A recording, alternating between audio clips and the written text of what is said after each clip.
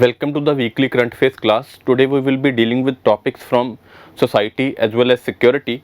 The first topic that we will be dealing with is child marriage. The topic came in the Indian Express. You must all have read it.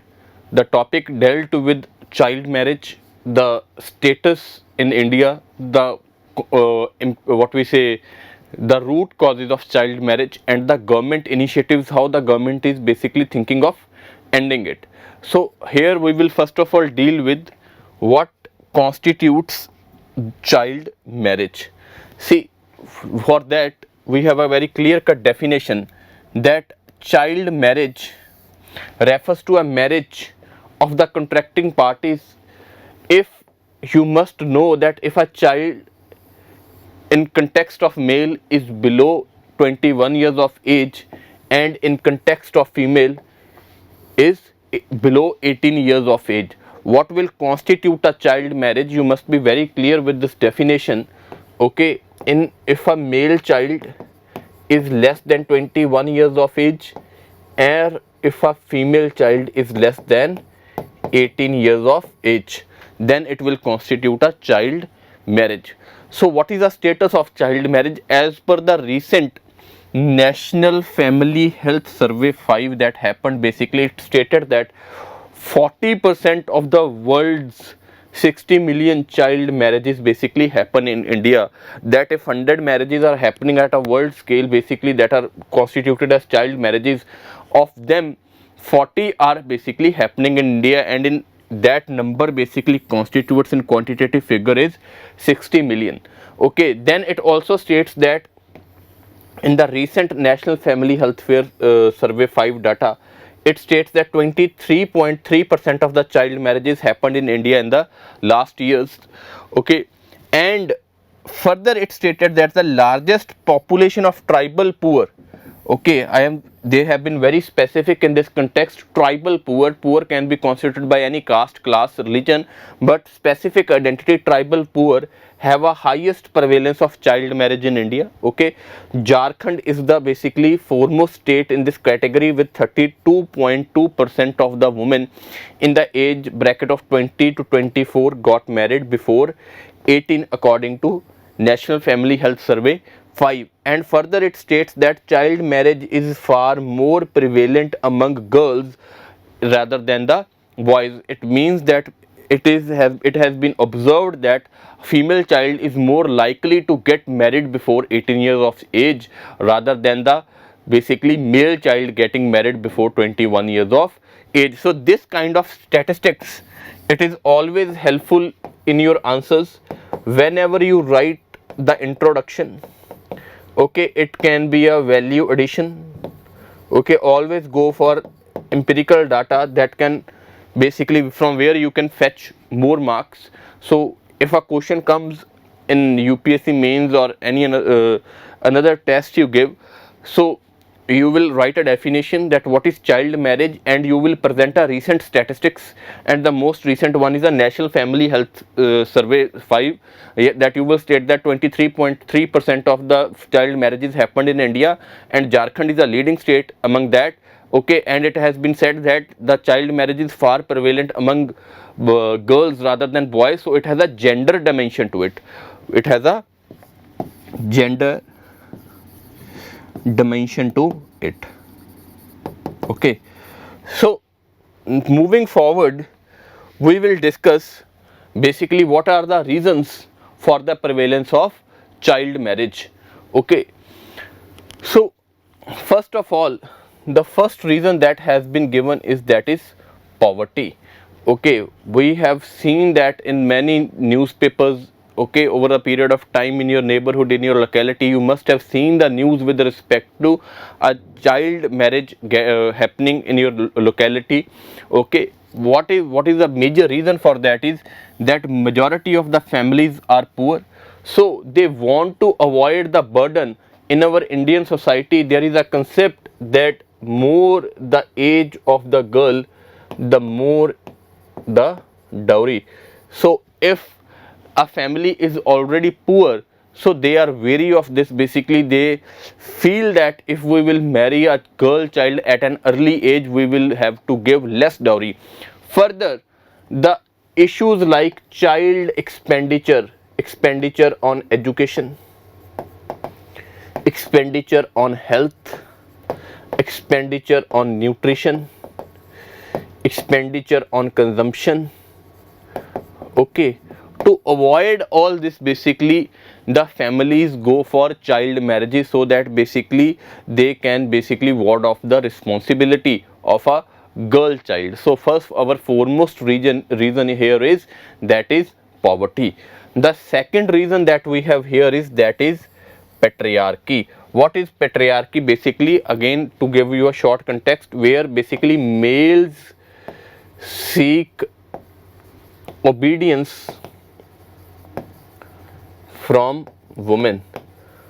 Okay, or you can also state that it is an unequal relationship between men and women.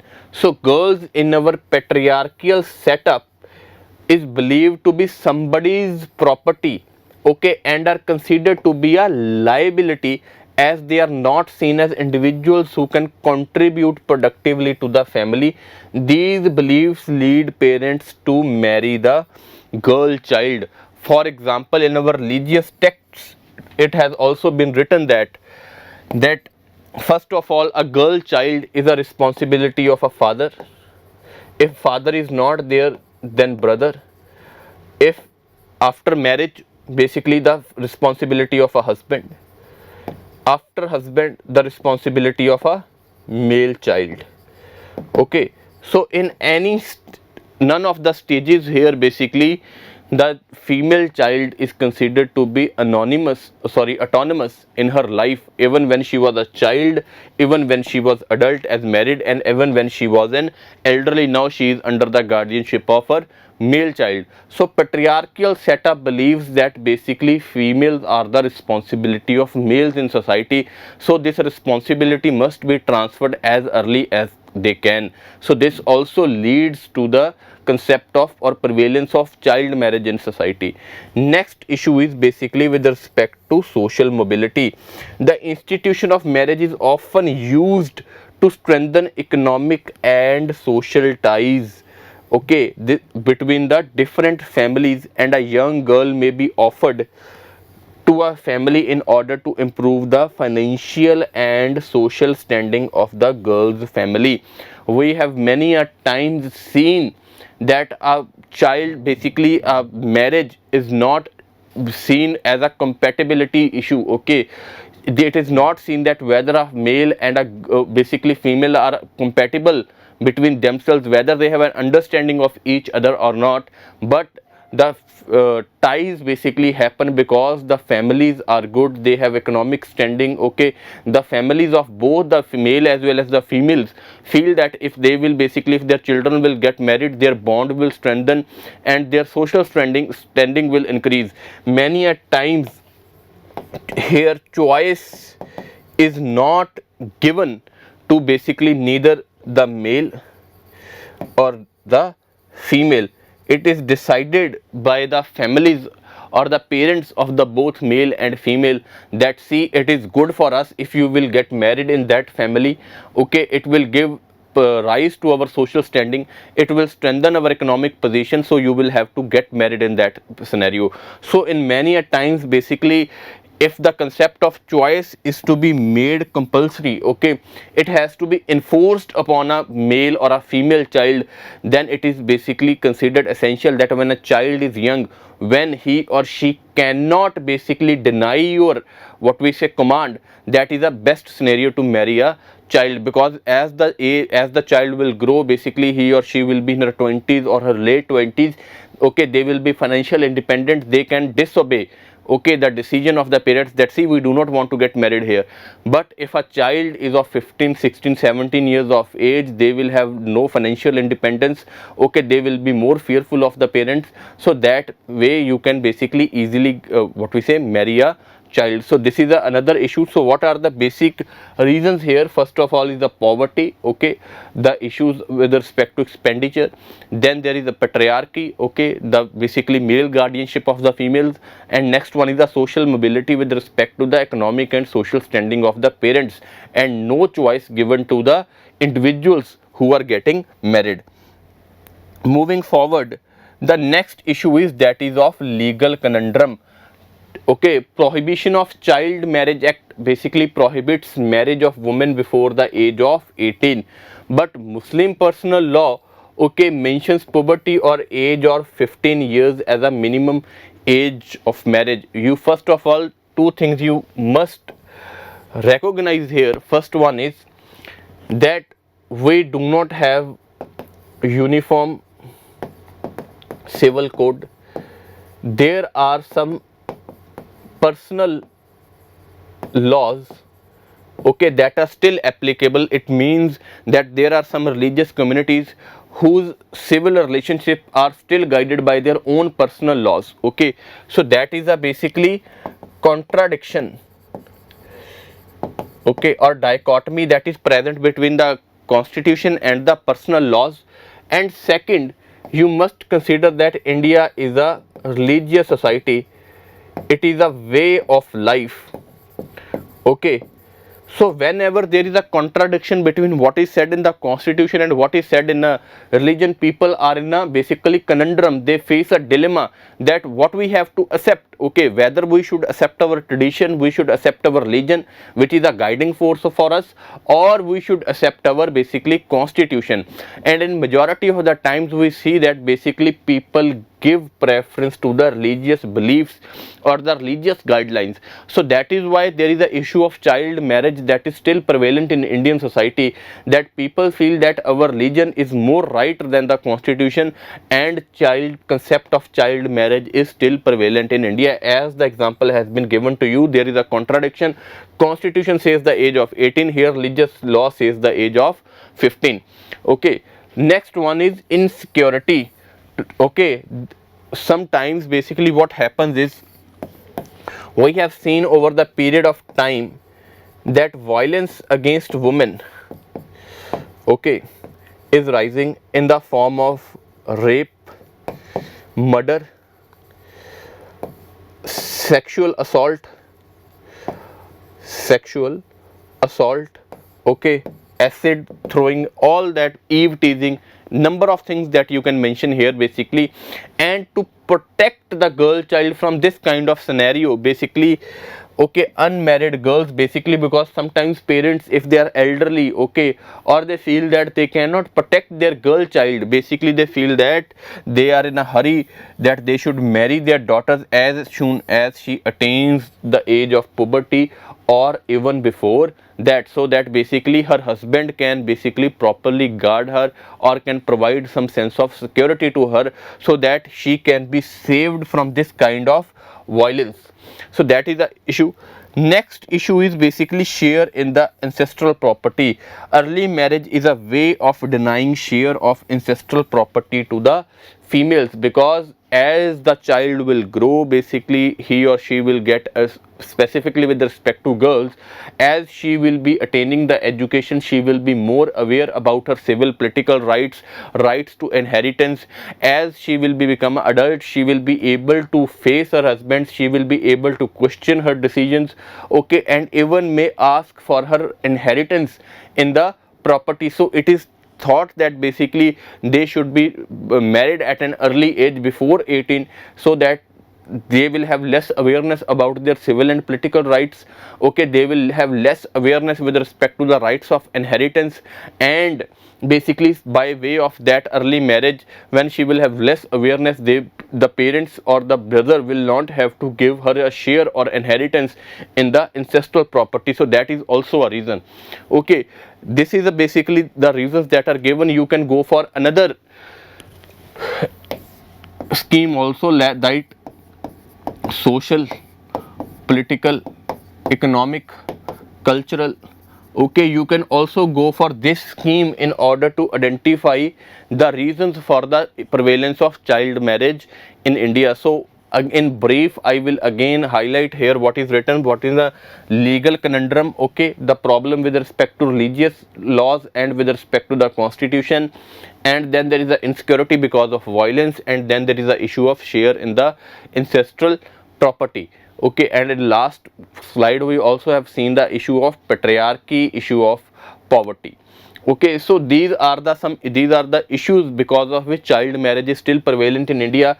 And if you want to go for another schemes to identify the issues that are because of which child marriage is prevalent, you can go for social reasons, economic reasons, political reasons. Obviously the points will remain same, but you have to just classify these under this particular heading. So moving forward, what are the government initiatives for this?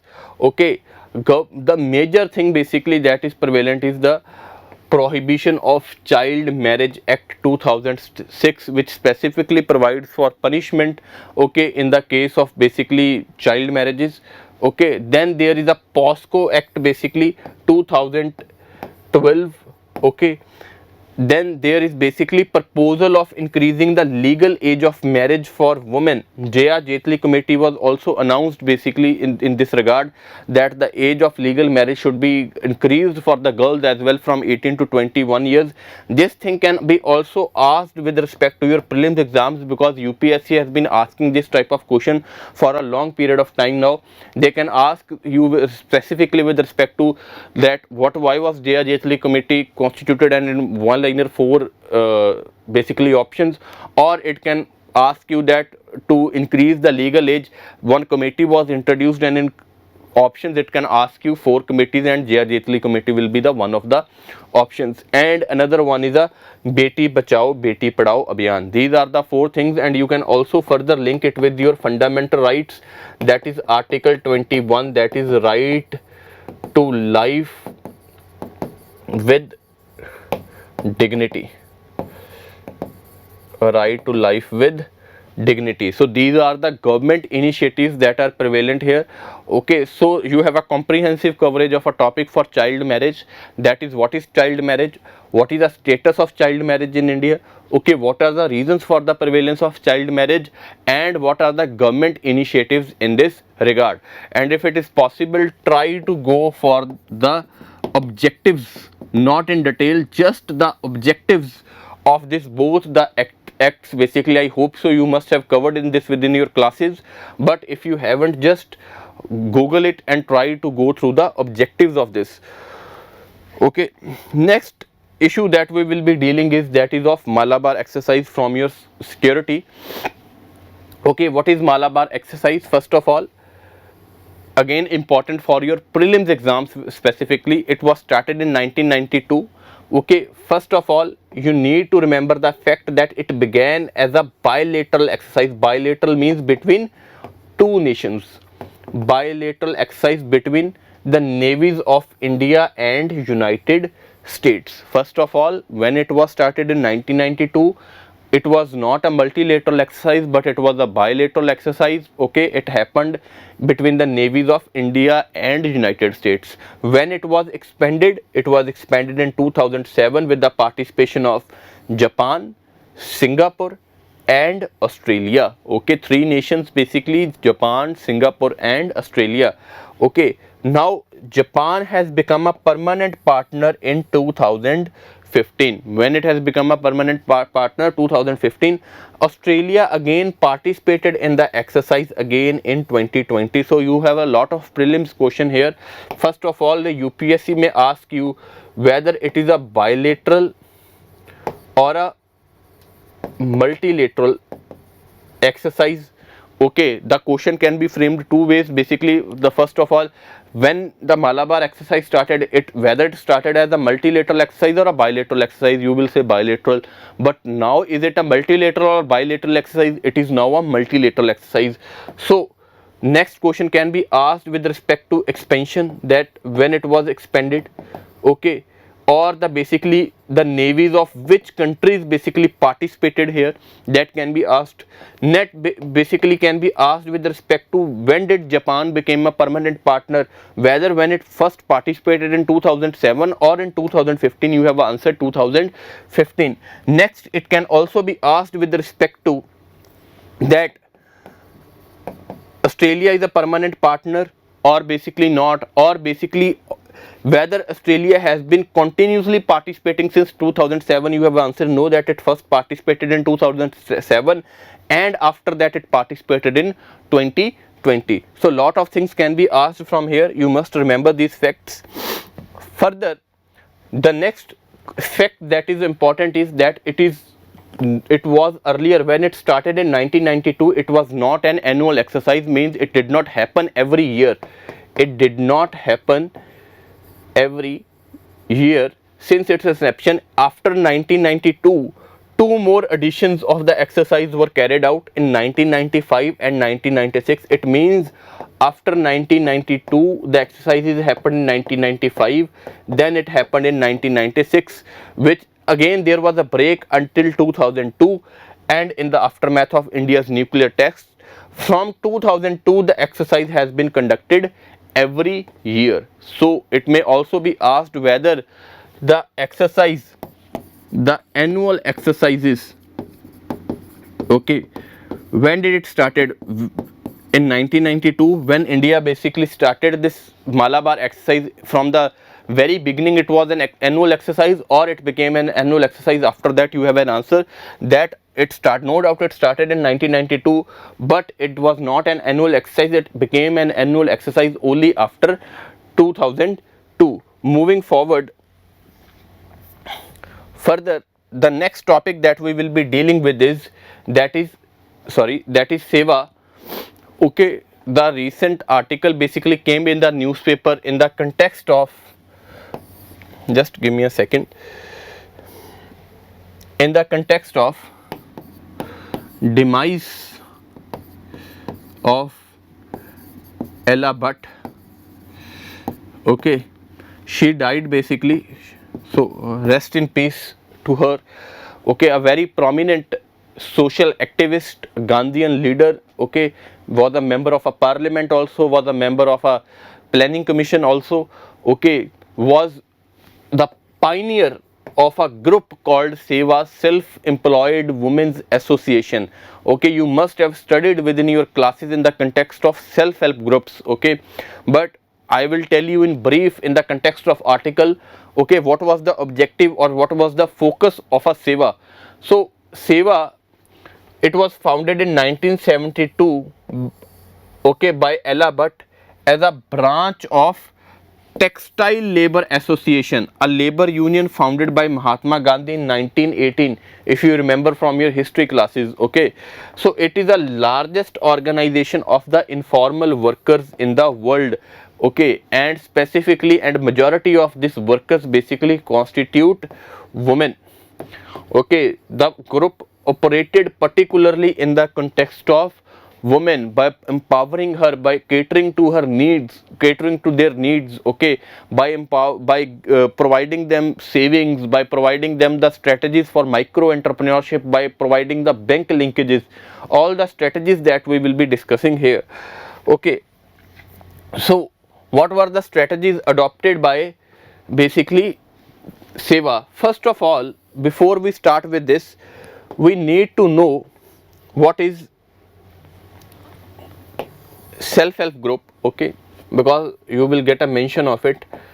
See, self-help group is a voluntary association of at least 15 to 20 members, okay, 15 to 20 members, participation, voluntary, who come together to promote the savings among themselves and to cater to the minimal financial needs of each other in the context of internal loans, so that if you have some basically small financial needs, you do not have to go to a money lender or get trapped in their vicious circle.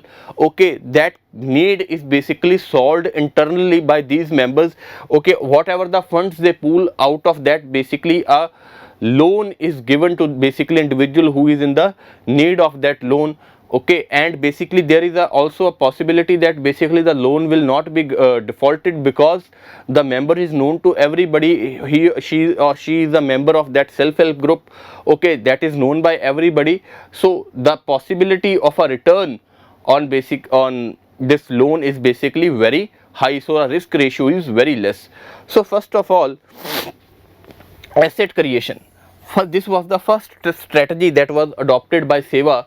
Okay, the fundamental barrier that SEWA recognizes was that see, why are women marginalized or disempowered within the society? First of all, that is because they are not financially independent.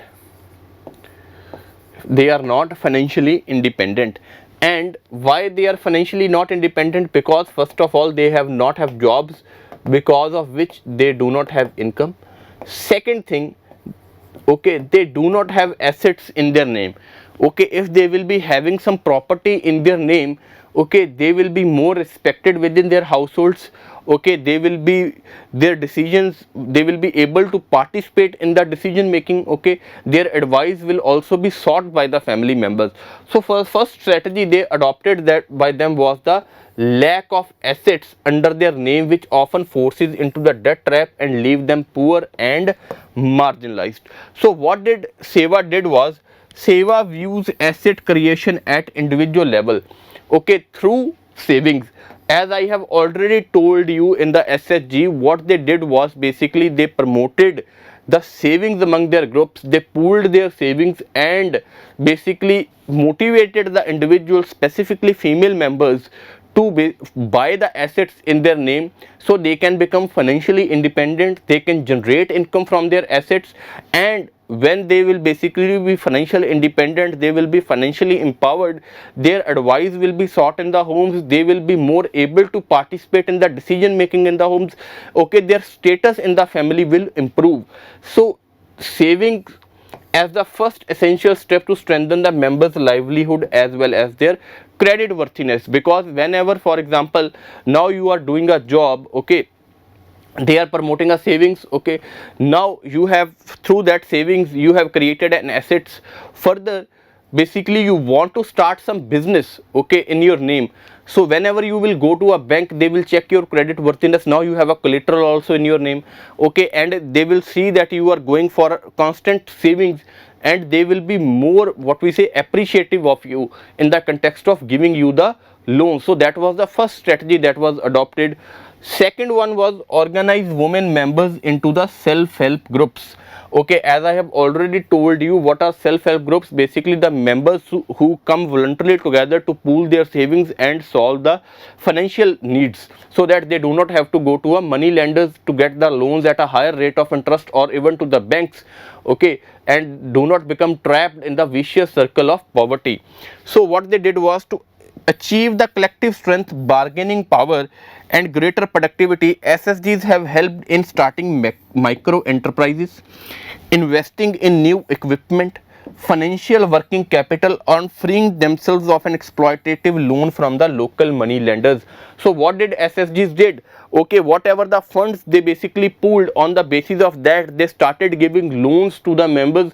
If some of the individuals wanted to start a new business, okay, some of the individuals basically wanted to fund their working requirements, working capital requirements of their businesses.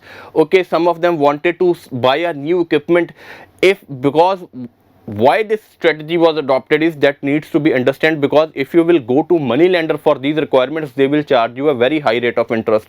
And if you will go to bank, it is a high probability that because of low collateral or lack of collateral, or because of irregular income, they might not be basically willing to give you a loan. Okay, and because of which the individual business initiative will remain at a back end.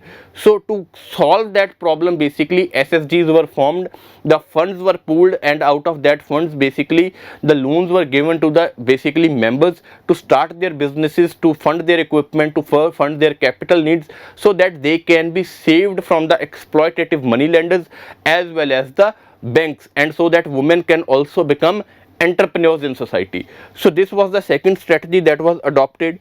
Third one was basically strengthening women's skills and capacities. Obviously, try to link here that if you want to start a business, okay, you want to become a entrepreneur, okay, or you want to improve your agriculture business,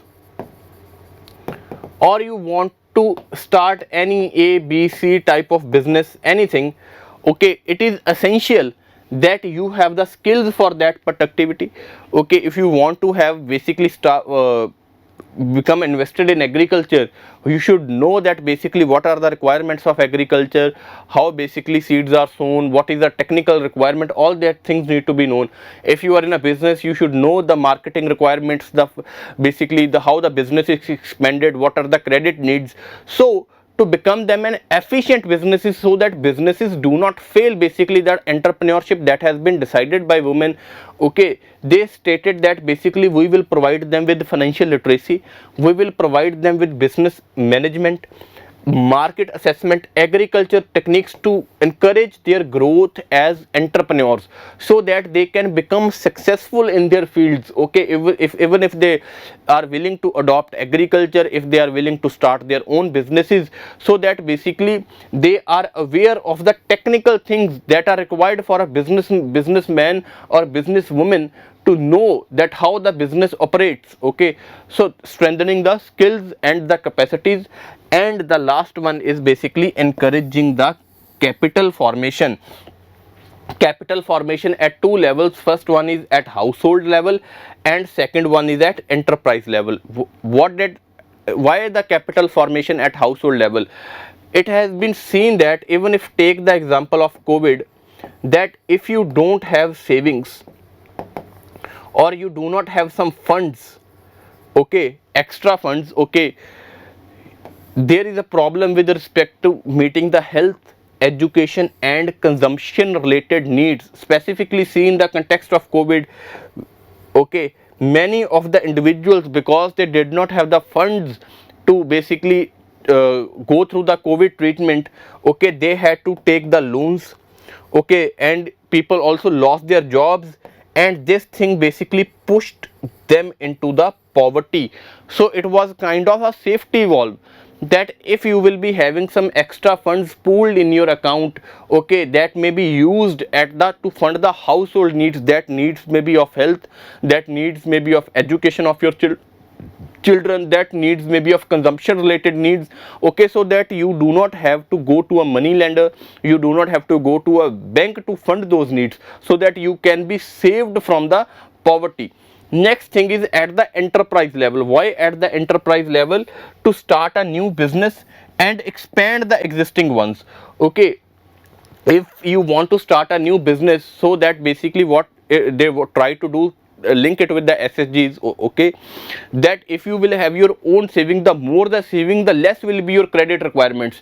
Even in the existing business, with also that more the savings, less the credit requirement, there will be the less need for you to go to a bank or money lender to fund your business. So that kind of thing, because sometimes it can also further high rate of interest can push you into the poverty or make your business a failure.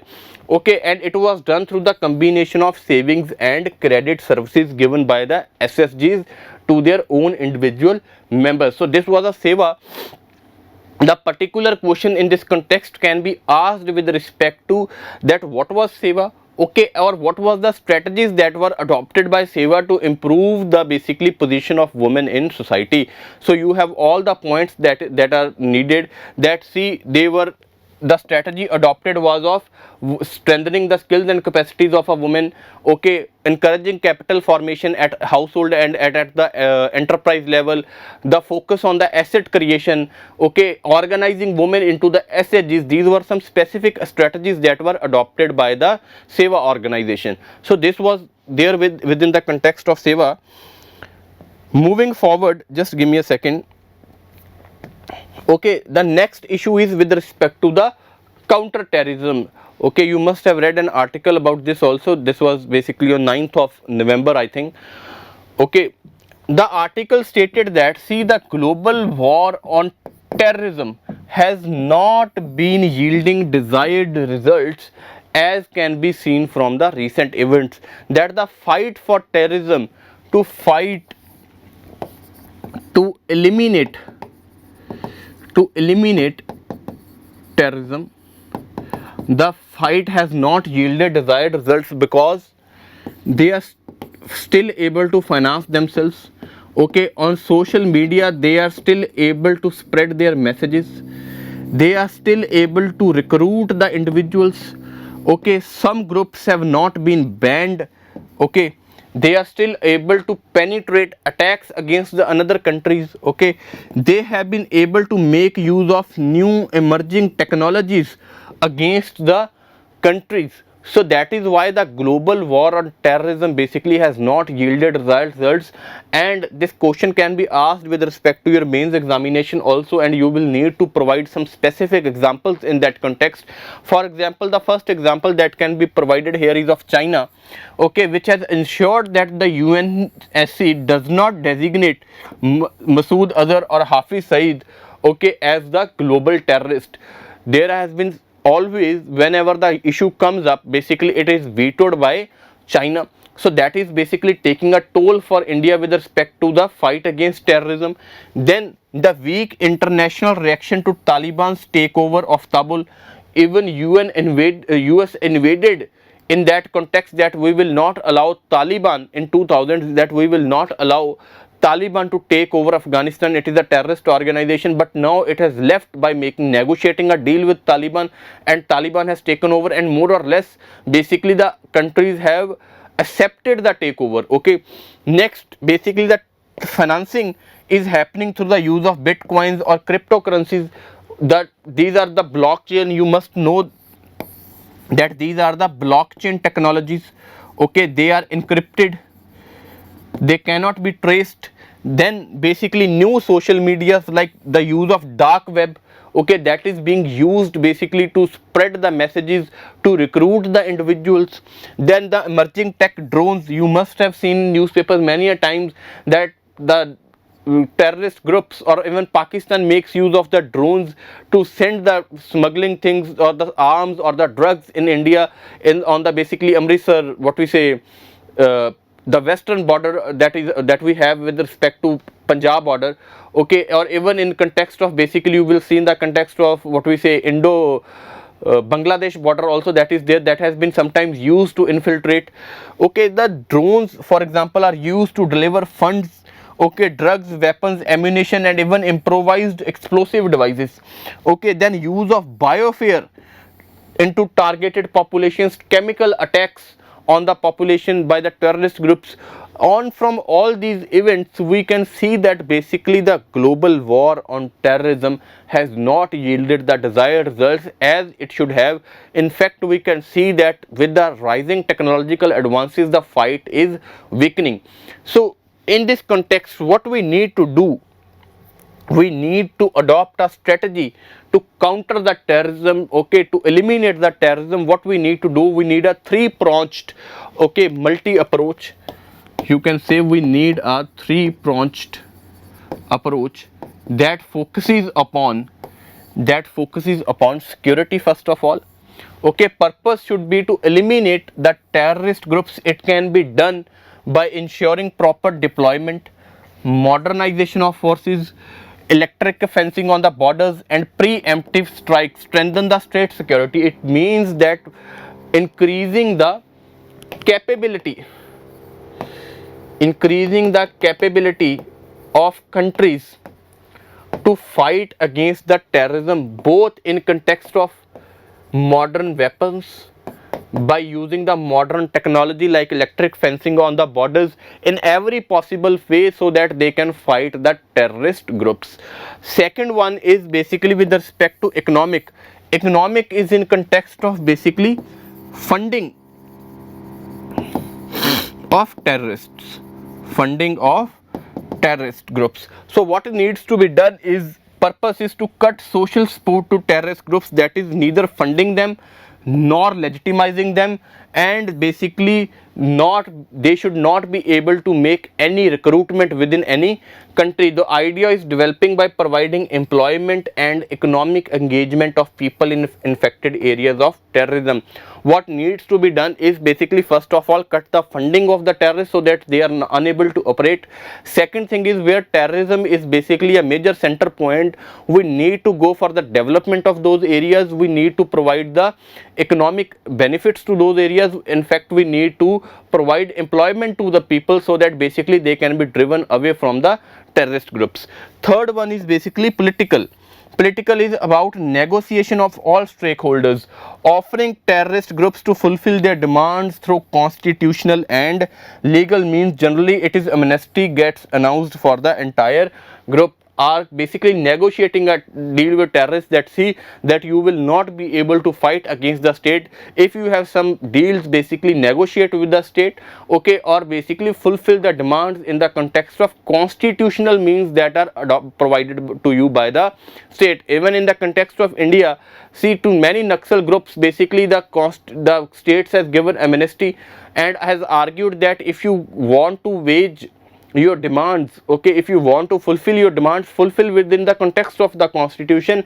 If you will surrender before the police, we will give you amnesty, okay, and we will negotiate a deal with you. So that kind of thing, basically security, economic, and as well as the political, basically solutions to combat the terrorism.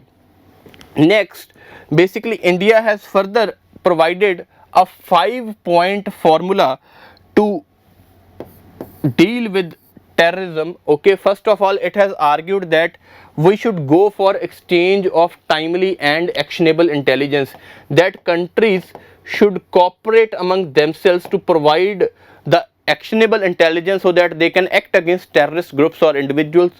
Then prevention of misuse of modern communication system, okay, for example dark web is there, okay, or basically new social media groups are there that are being used by the terrorist groups to recruit the individual, any, or drones, new technologies that are being used by the terrorist groups to penetrate against the state. Next, building capacities to increase the border control, okay, that can be done through modern weapons, okay, by adopting new technology so that state can fight against the terrorist groups. Then sharing the information on movement of persons, that if any state or any country has the information with respect to any terrorist individuals who is about to penetrate or infiltrate within the country, okay, that kind of intelligence. Then designation of counter terror focal points for effective response, okay. These are the 5 points that has been given by India to deal with the counter terrorism. This points can also be shared by you with respect to, if a question is asked that see what is the strategy that can be adopted by India to basically deal with the aspects of counter terrorism, so you can highlight these 5 points solely there. Next, basically India has also given a strategy, given a treaty, that is Comprehensive Convention on International Terrorism, Comprehensive Convention on International Terrorism, but this has not been accepted yet because of what we say contentions by the many countries with respect to the features of this treaty. What are the basic features? First of all, is with the respect of accept the universal definition of terrorism to be adopted in the domestic laws. It means there should be no differentiation in good and bad terrorist. This kind of thing, this definition has been opposed by many countries including the US, that there cannot be the universal definition of terrorism. Then ban all the terrorist groups and shut down all terrorist camps irrespective of the country, okay. Then prosecution of all terrorists under special anti-terror law. And last one, mandatory extradition of terrorists involved in cross-border terrorism. For example, you can talk about David Headley here, okay, who masterminded the Mumbai attacks, Okay, he was in US basically, and not extradited to India. No doubt India basically kept on demanding the extradition of him, but he was not extradited. So these are the 5 points, but basically the various countries have their own contentions with respect to the features of this treaty. That is why it has not been adopted yet. But obviously you can mention within your answers that, see, if we want to fight a global war on terrorism, we want to eliminate the terrorism in all the forms, what we need to do is basically we need to adopt this comprehensive convention on international terrorism as advocated by India, which basically talks about banning all the terrorist groups, prosecuting them, extraditing them, and also focuses upon the universal definition of terrorism, so that there is no, what we say, uncertainty or vagueness about what constitutes the aspects of terrorism. So in this thing, basically what you can learn is what is a strategy that can be adopted to deal with the terrorism. Obviously you have security, economic, political. Then what can be the measures that can be adopted? You have a 5 points. Okay, and in your conclusion you can write the treaty that India has framed with respect to the counter terrorism. So this will be all from my side today. Okay, we have done the 4 topics, with 2 with respect to society, seva and child marriage, and 2 with respect to security, Malabar and counter terrorism. The question for your seize the means is, just give me a second, that is, discuss the reasons responsible for prevalence of child marriages in various parts of India, and what are the government initiatives in this regard. You have to write in 250 words. Okay, the video will be uploaded and the answer will be provided to you. So that will be all from my side. Best of luck. Okay, we will meet next Friday.